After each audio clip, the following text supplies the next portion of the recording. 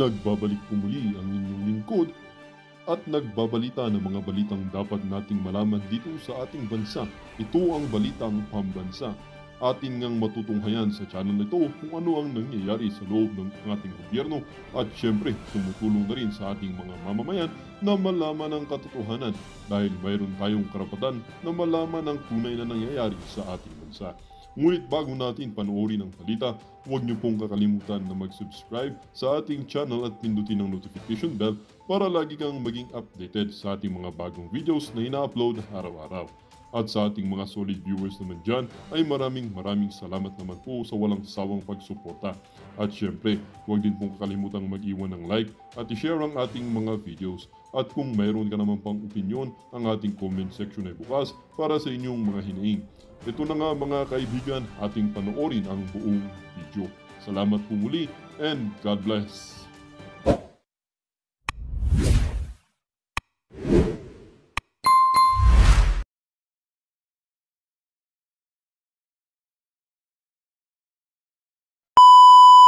Tanong lang, sa akin nakapanig. Kasi ang alam ko, the last time that I checked, and that was a long time ago, ang armed forces, napakahirap ng trabaho eh. Ikaw na nga yung dinedepensahan. I'll get back to that. Ikaw na nga yung dinedepensahan, tapos kayo pagalit. Putya na, no? Parang gano'n ang salita, no? Teka muna, doon naman tayo sa apolitical. Gusto ko ituwid lahat eh, ituwid lahat. Kasi may mali eh. Yung pagiging apolitical, ang ibig sabihin doon dapat na sa mga pinuno ng armed forces at sa inyong mga younger officers at saka mga sundalo, hindi dapat tayo makisawsaw sa mga hidwaan ng politika. Tama yun, tama. Pero may hangganan yun.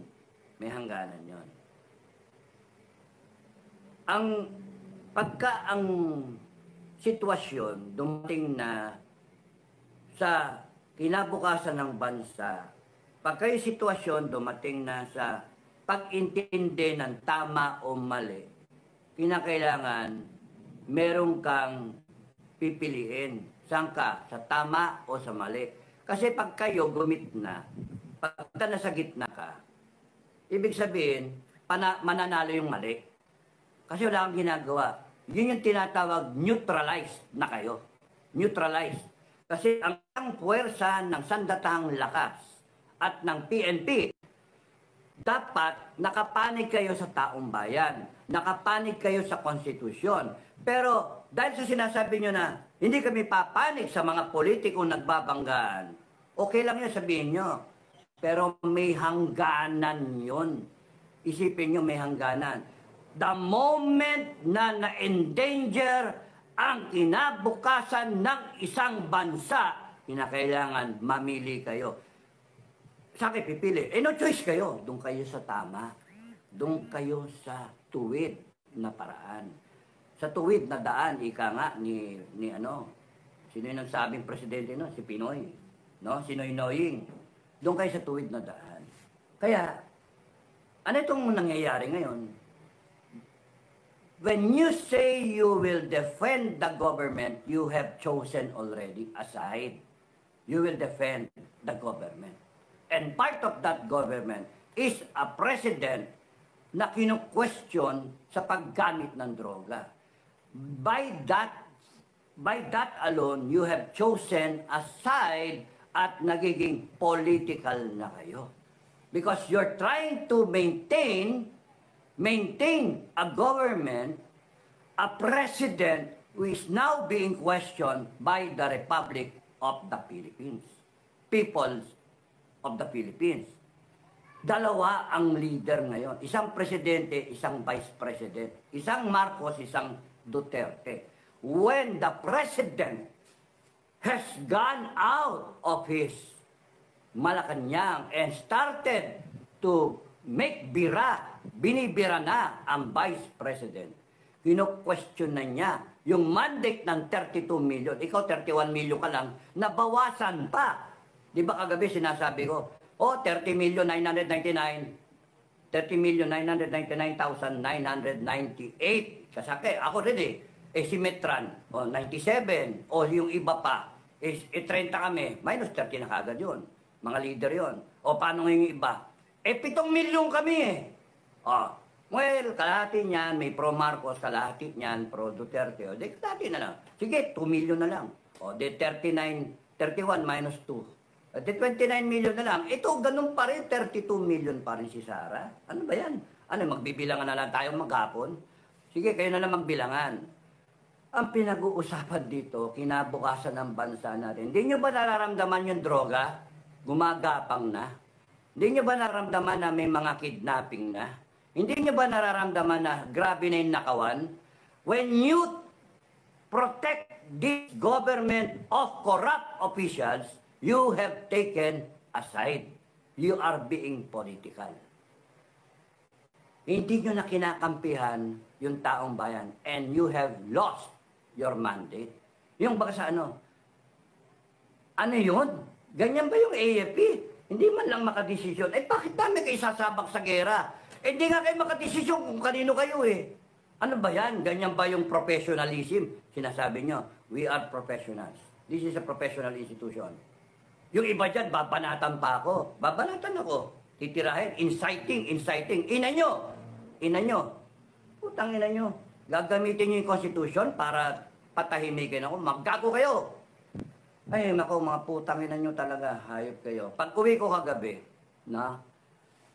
binira agad ako sa Facebook. Hindi daw ako retired. Putang ina nyo, hindi naman ako nagsabi na, nak ng puta, no. Retarded, sabi ko, retarded. Nak ng puta. Alam nyo ba ang lamang ko sa inyo, mga general? Sorry doon sa mga mababait na general. Pero ito, real talk lang. Nakalabing-6 na taon ako sa Armed Forces. Nakalabing-6 na taon ako. 4 na taon na lang, optional na, no? Nung umalis ako, meron na akong time and grade major. Tinatype na yung promotion orders namin. Mayo to. Retroactive. Ibig sabihin, mabagal kami, hindi kami ganun ka-professional sa sistema namin. Type. Doon pa lang nagko-computerize. Tinatype na, retroactive, ang orders namin, promotion, March 11. Bakit March 11? Because that was the day that we graduated from PMA and we were commissioned as lieutenants. Therefore, yung time and grade namin lagi, yung 3, 4, 5, etc. Doon nakabase sa March 11. Nag-resign ako, irrevocable. Kaya kayo na truth matters, no? Gusto nyo palabasin yung katotohanan, palabasin natin yung katotohanan. Yung nag-resign ako, irrevocable. Mayo, may record niyan. Beyond contestation, may record niyan. Hanapin nyo, hindi nyo tinago, ako meron. Meron ako niyan. So, May ako nag-resign, irrevocable resignation. Diretso ako sa Chief of Staff. Siga ako Sa Chief of Staff ako, sumaludo ko. No? Saludo ko ganyan. Sir, permission to submit my irrevocable resignation. Binasa niya ni General Enrile. That was in 1995. General Enrile was my commandant sa PMA. He was one of the officers who recommended me for Harvard School of Government, Masters in Public Administration, a long time ago, kasi kilala niya ako. Ang ginawa nga niya, pinirmahan na lang niya. Pirma, ikaw na bahala, pilin na block. Sir, ayoko naman yan, sir. Alam ko naman. Pag ako yan, ilalagay ko, panay perfect yung score. Di, lagay mo, panay perfect. Sir, nakakaya yan, sir. Maganda, ikaw mag-rate sa akin. Yun yung nangyari sa amin. Pero hindi ako natuloy. That is another story. Hindi ako tumuloy sa Masters in Public Administration. Hindi ako natanggap kasi merong kasabay. Wow, sino kasabay ko? Dalawang slot. Ang kasabay ko was Miriam Defensor Santiago, Butch Abad, who became the budget secretary, and a Colonel Reyes, who was senior than me. I was just captain sa order. Pero nung nag-resign ako, time and grade ko was major already. Tinatype nga March 11 ang aming orders. Pagbaba ko sa J1, nakita ko na doon na, pinoprocess na, kasi GSQ order, no? sinabi ko, sir, ito na yung resignation ko. O ano gagawin namin dito? Wala lang, sir. File ninyo, sir. O tapos, si Fernando kausap ko, baron ng Class 78, no? First captain ng Class 78. Tapos nang sabi ko sa kanya, oh, tama, mababawasan yung yung namin, yung ipopromote namin. Ayan, tinatype na yung order ninyo Major, ayan, Tapos sabi ko, huwag nyo na ako isali dyan. Tanggalin nyo yung pangalan ko. Pinatanggal ko yung pangalan ko. Para lahat na nasa ilalim ko, papanik ng isang slot. Sayang yung isang slot Hindi papopromote kasi magpapapromote ako ng major. Kung umalis ako, tanggalin nyo yung pangalan ko, papanik, merong papasok na isa na major. At kung nag-resign ako na major, kung hinintay ko lang yon, kinabukasan, labas na yung order na yon.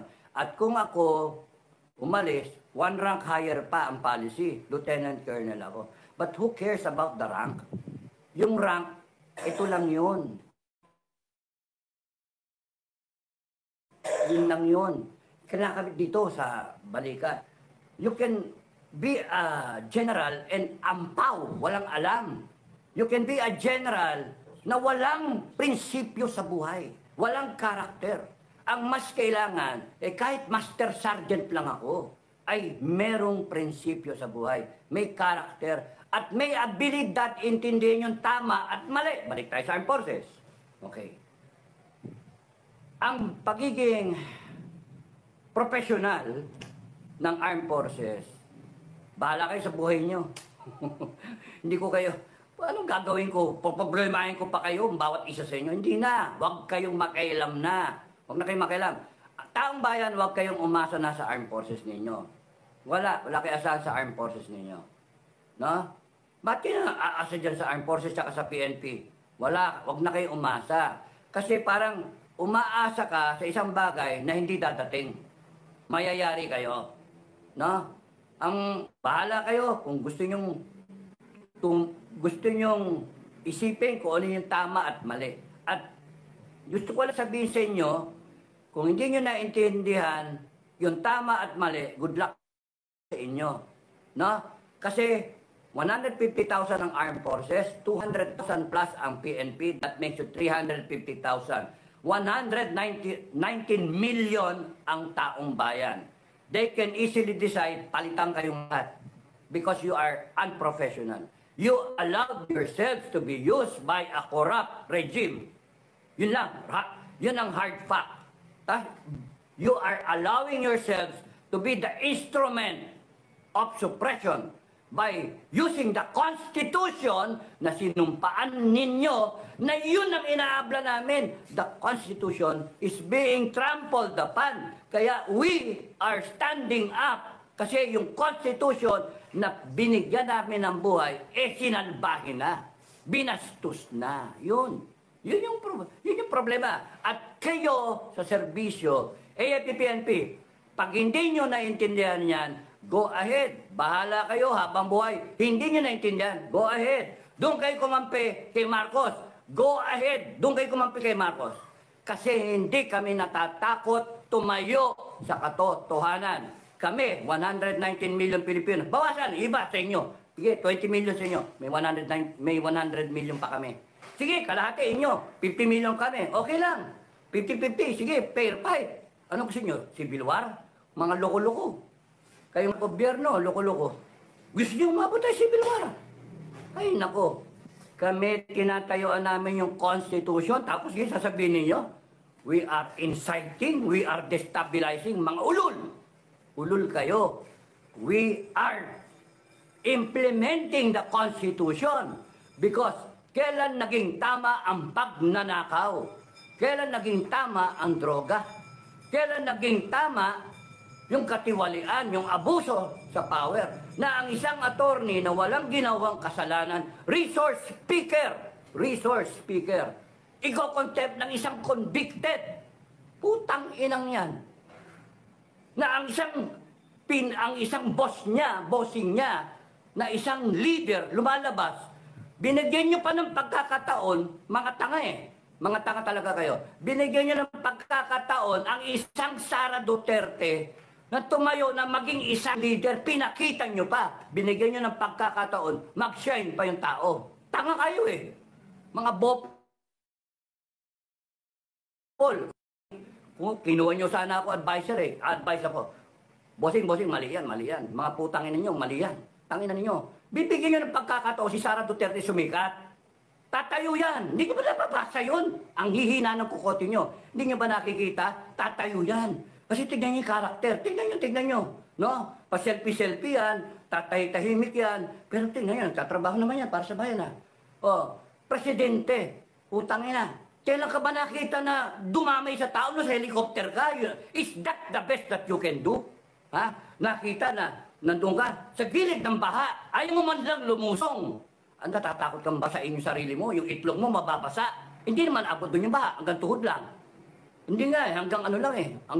Hanggang ano lang eh. Ni. Yung baha. Tapos eh, ayaw mo lumusong. Yung kabila ng mga tao, isa na lang tawid, nandun ka na sa tao. Yakapin mo! Putang ina ka. Anong klaseng leader ka? Pamantalang ang isang Sara na nakita ng taong bayan. Yun yung problema, nakikita ng taong bayan. At naipaghahambing. Kasalanan ba ng taong bayan yun na paghambingin kayo? Isang presidente, isang vice president? Hindi kasalanan. Kaya, ano to? Tapos sasabihin, tarantado tong si Sara. Sasabihin, magnanakaw tong si Sara. Gago! Tanga! Kasi nakikita ng taong bayan, sino yung naninilbihan? Sino nandoon pagka may kalamidad? Si Sara! Oh, nasaan kayo? Wala, party is party time. Party. Oh, nanonood ang Formula 1. Oh, nasa ibang bansa. Kaya nagalit ang taong bayan eh. Hindi niyo ba naintindihan yun? Sino ba nagka-advise dyan? Tanga na nga, wala pang advisor, tanga rin. Ay, naku, mangyari sa gobyerno natin. Tanga, tapos mahawa ang armed forces, magiging tanga rin. Isa virus, nakakahawa. Kumbaga na, pati PNP, nahawa na lahat, panay tanga. Pati doon sa Congress, saan ka nakakita? Yung Congress, ang paggagaling ng batas. Putangin ang mga bobo sa batas. Nantokwa. Anong bansa ito? Anong bansa? Pilipinas. Kaya nga, kung hindi nyo naintindihan at salita-salita pa kayo, PNP, huwag na kayong makialam. No? Huwag kayong magpapagamit para ang taong bayan ay supilin. Because magagalit ang taong bayan. And you will have a revolution. I'm warning you. I'm trying to protect you. Kasi hindi nyo nararamdaman. Hindi nyo nararamdaman ang pulso ng taong bayan. You are light years away from reality. Yan ang problema ninyo. Masyado kayong nasarapan sa kinakain nyo. Nakalimutan nyo ng kumain ng asin at kanin, ng kamote, ng puta na, sabah na pinakuluan para lang lucky me. Kayo panay sashimi. Yun yung problema nyo. Nasarapan kayo sa posisyon ninyo, nasarapan kayo sa libre lahat, gasolina, opisina, aircon pa. Hindi naman kayo nagbabayad. Taong bayan ang pumapasan lahat yan. At kung kailan kayo kailangan ng taong bayan, nasa kayo? We are apolitical. We are professionals. Oh my God. Okay lang yun. Sige, dyan na lang kayo. Wag na lalagay sa gitna. Wag na. Kasi ang taong bayan, hindi kayo kailangan. Yun ang masakit doon. Ang taong bayan, ang iniisip na ngayon, yun yung pulso ng taong bayan. Hindi na namin kayo kailangan. Tatayo na lang kami.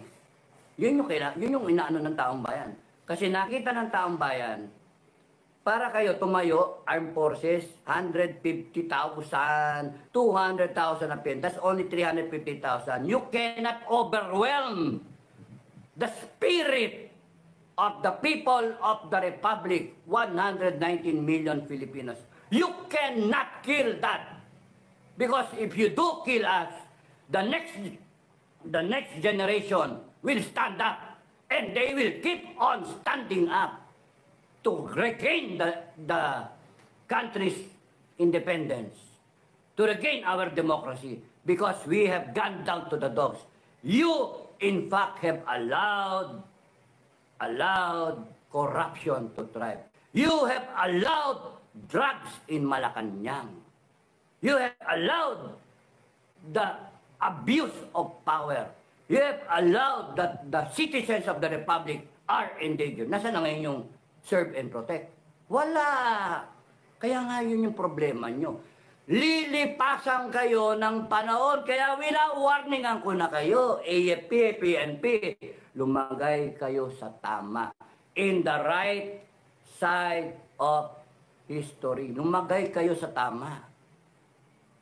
Sa tingin nyo, tama kayo ngayon? Siding with President Bongbong?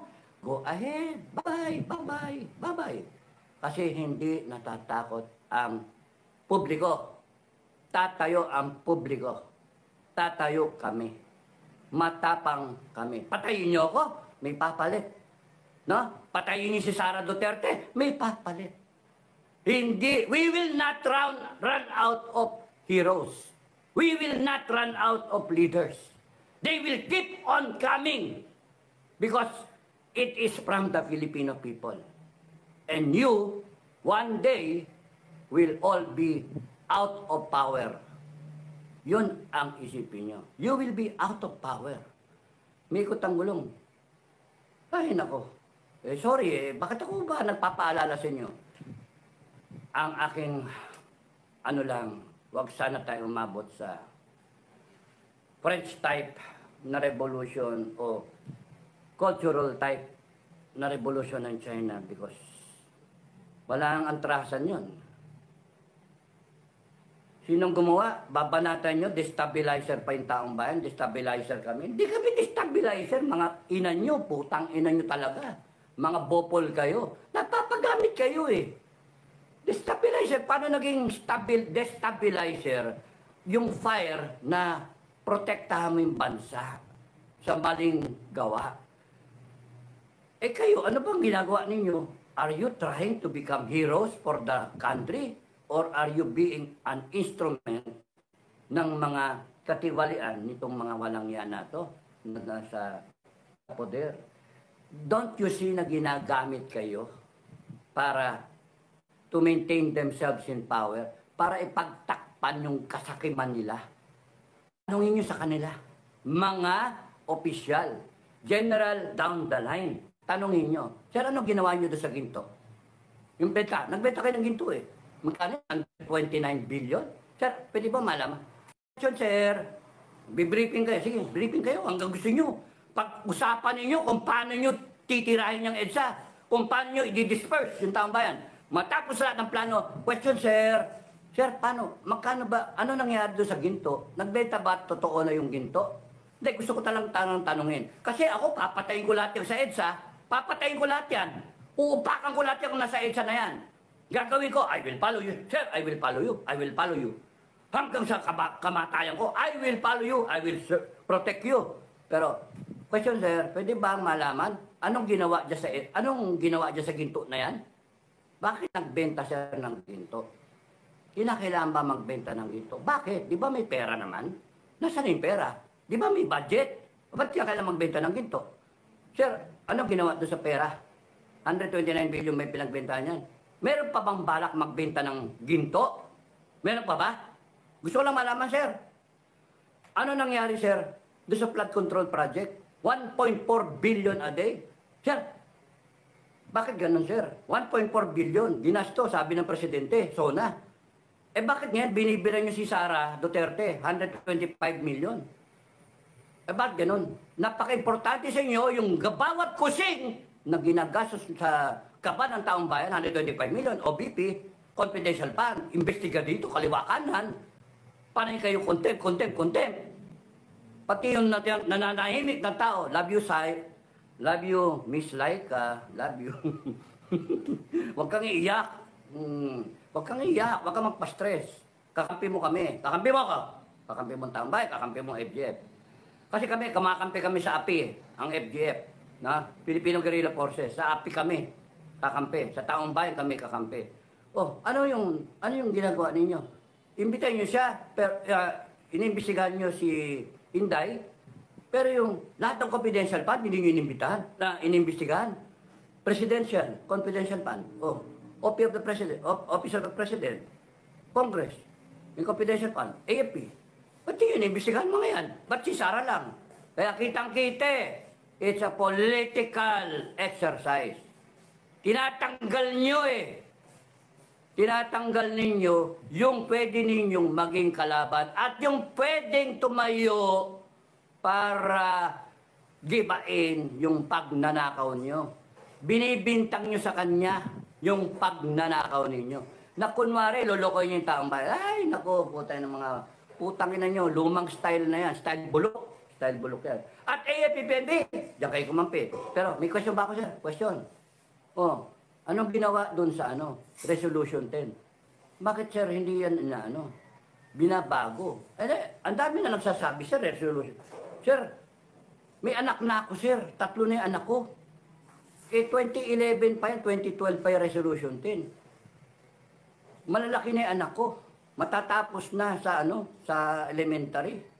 Bakit? Nung pa yung Resolution 10, bakit hindi yan inaayos ng Kongreso at Senado?